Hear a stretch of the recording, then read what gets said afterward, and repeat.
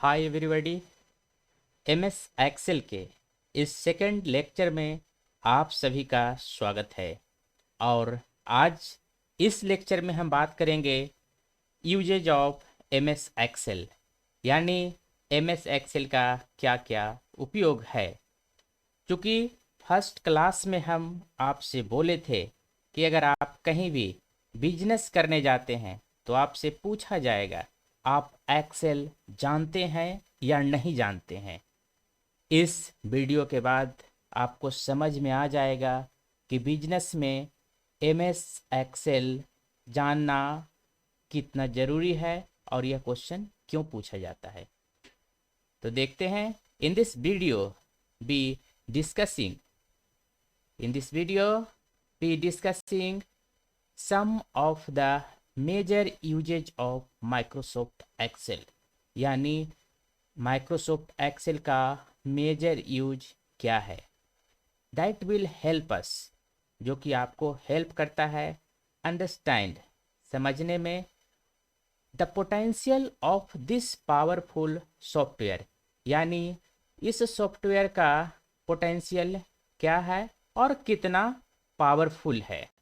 And how different people, यानी अलग अलग पर्सन और ऑर्गेनाइजेशंस, यानी पर्सन यानी व्यक्ति तो यूज करता ही करता है, साथ में ऑर्गेनाइजेशन जिसको हम लोग बोलते हैं कंपनी जैसे हो गया, कोई इंस्टीट्यूशन हो गया, या किसी का बड़ा बिजनेस है, are using for their needs, यानी using it for their needs, और उसका क्या उपयोग है। यानी एक्सेल का पीपुल यानी कोई भी व्यक्तिगत अपना बिजनेस में उपयोग कर सकता है, या कोई भी कंपनी जहां पर बहुत से लोग काम करते हैं वो लोग इसका उपयोग करते हैं। अब जानते हैं कि यह बिजनेस में किस तरह से उपयोग किया जाता है और कहां पे किया जाता है। तो यहाँ पर देखिए कहता है list of important uses of MS Excel, यानी क्या इसका इम्पोर्टेंस है, कितना इम्पोर्टेंट है, वो सब आप लोग का यहाँ पर एक टेबलर फॉर्म में दिया गया है। यहाँ पर हम लोग 10 ही इम्पोर्टेंट जो फीचर्स है उसकी बात किए हैं, लेकिन इससे ज़्यादा फीचर्स आपका अवेलेबल है एमएस एक्सेल में। सबसे पहले यहाँ पर है डेटा एंट्री एंड स्टोरेज। तो आप एक उदाहरण के तौर पर इसको समझ सकते हैं कि अगर आप कॉलेज में एडमिशन लेने गए होंगे तो आप लोग ऑनलाइन फॉर्म भरे होंगे और अपने डेटा को उसमें फीड किए होंगे, जैसे आपका नाम क्या है, आपके पिताजी का नाम क्या है, आप किस ईयर पास किए, किस सब्जेक्ट में कितना मार्क्स है, ये सब डेटा आप लोग क्या किए होंगे, एंट्री किए होंगे। तो डेटा एंट्री और स्टोरेज, यानी एंट्री करने के बाद वो क्या करता है, स्टोर करता है।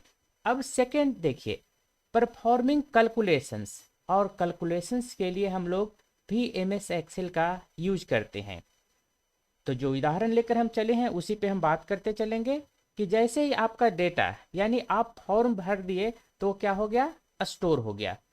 अब क्या सभी बच्चे का नाम लिस्ट में आ जाता है, या कुछ का नहीं भी आता है। अगर आपके क्राइटेरिया में होगा कि इतना परसेंटाइल है तभी आपका एडमिशन होगा, तो उस केस में चूंकि एक स्टूडेंट तो डेटा फिल नहीं किया होगा, हजारों हजार की संख्या में डेटा फिल होता है, और उसके बाद उनमें से कुछ ही बच्चों का लिस्ट आता है। तो यह सारा काम क्या होता है, ऑटोमेटिक होता है। कंप्यूटर में इंस्ट्रक्शन दिया जाता है कि इससे नंबर जिसका ज़्यादा है उसी का लिस्ट बने, यानी उसका नाम आए और बाकी लोग का क्या हो, नहीं आए। तो यानी कैलकुलेशंस का काम भी हम लोग क्या करते हैं, एमएस एक्सेल में करते हैं। उसके बाद कहता है डेटा एनालिसिस एंड इंटरप्रिटेशन। यहाँ जो वर्ड आ रहा है एनालिसिस एंड इंटरप्रिटेशन, एनालिसिस का मतलब क्या हो गया कि जो हमारे क्राइटेरिया में फुलफिल कर रहा है वो डेटा को हम रखेंगे या उसका लिस्ट बनाएंगे और बाकी सबको छोड़ देंगे। तो यहाँ पर डेटा इंटरप्रिटेशन यानी जब 50,000 डेटा है तो आप मैनुअल अगर कैलकुलेट करते हैं तो आपको टाइम टेकन बहुत ज़्यादा लगेगा, लेकिन अगर एक्सेल का उपयोग करते हैं तो यह बहुत ही मिनिमम टाइम में आप कर सकते हैं। और चौथा पॉइंट देखिए यहाँ पर कहता है रिपोर्टिंग एंड विजुअलाइजेशन। रिपोर्टिंग का मतलब क्या हो गया कि जैसे आप लोग फॉर्म भरते हैं उसके बाद एक क्रॉस लिस्ट आता है। क्रॉस लिस्ट का क्या मतलब हो गया, ये उसी तरह का रिपोर्ट बनाना हो गया कि एक रिपोर्ट बनाकर वो क्या किया, वो डिस्प्ले कर दिया। तो वो जो रिपोर्ट आया वो क्या हुआ कि बहुत सा डेटा से एनालिसिस करके कुछ फाइनल डेटा बनाया गया। तो इसमें फैसिलिटी है कि आप रिपोर्टिंग कर सकते हैं, रिपोर्ट बना सकते हैं और विजुअलाइजेशन उसको डिस्प्ले कर सकते हैं।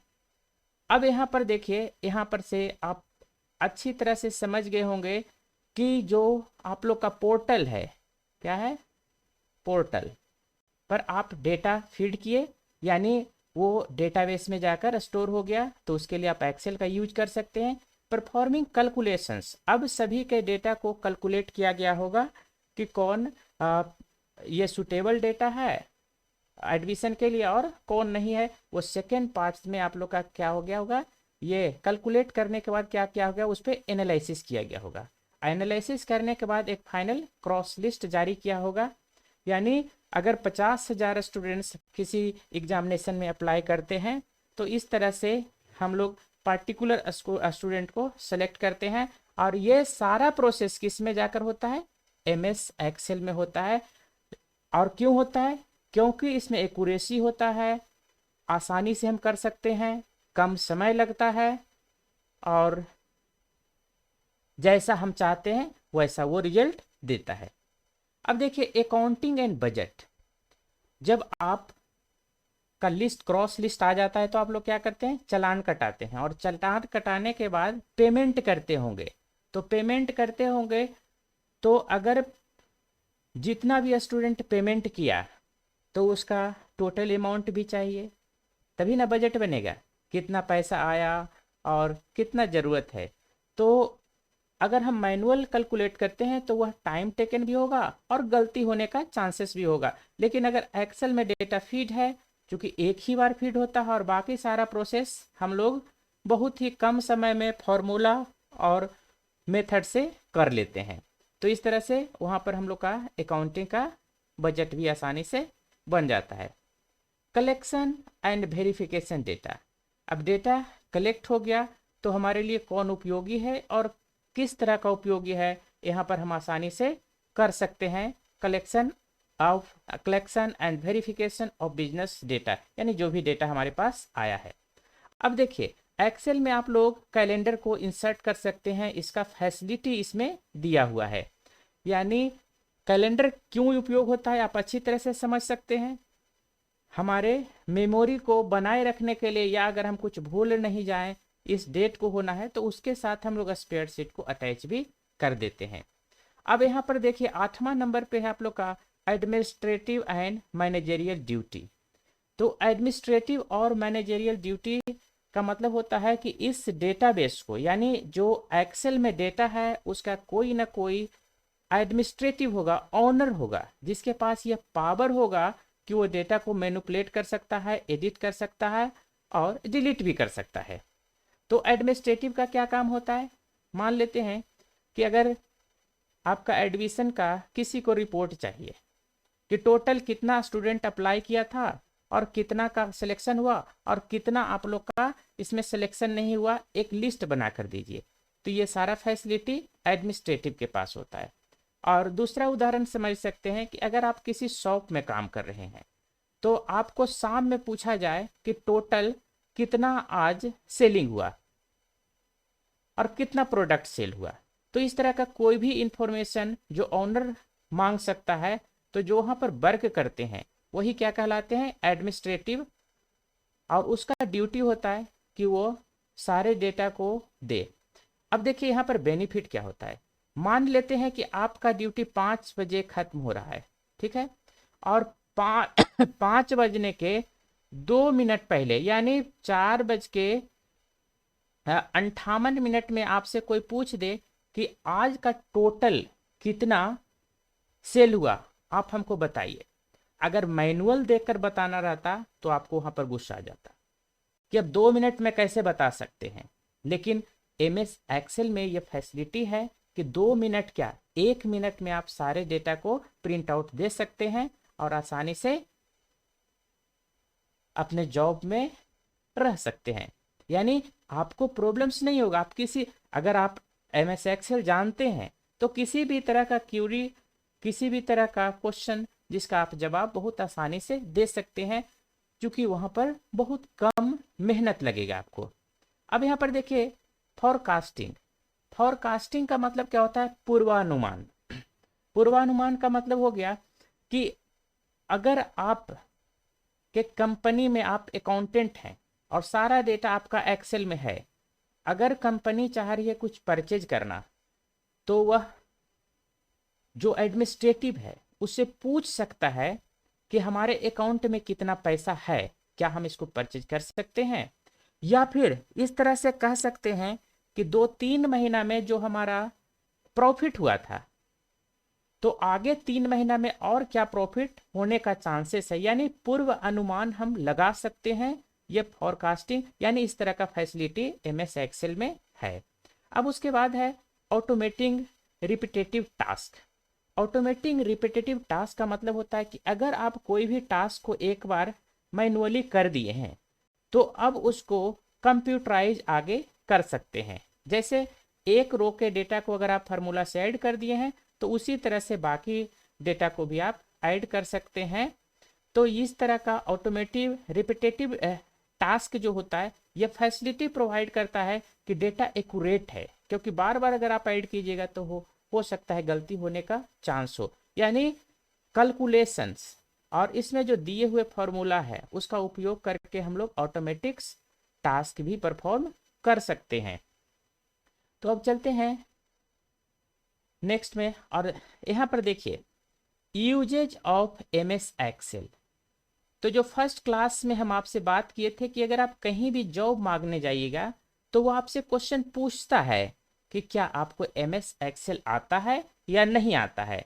अब इस वीडियो को देखने के बाद आपको समझ में आ गया होगा कि अगर आप इतना काम करने जानते हैं तो कोई भी कंपनी आपको जॉब दे देगा, अगर नहीं जानते हैं तो वह क्यों जॉब देगा। आप समझ सकते हैं।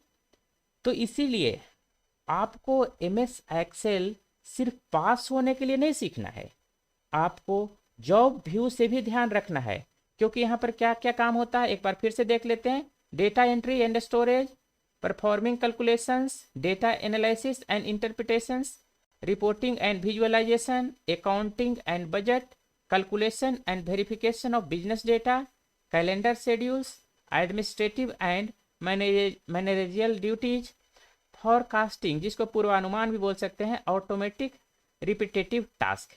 यानी ये सब आप लोगों को आना चाहिए। अगर आएगा तभी कोई भी बिजनेस में आपको रखेगा। तो ध्यान रखिए कि जो आप सब्जेक्ट पढ़ रहे हैं अगर उससे सरकारी नौकरी हुआ तो हुआ, नहीं हुआ तब भी आपको पैसे की आवश्यकता होगी, उस दरमियान आपको जॉब करने की ज़रूरत पड़ेगी।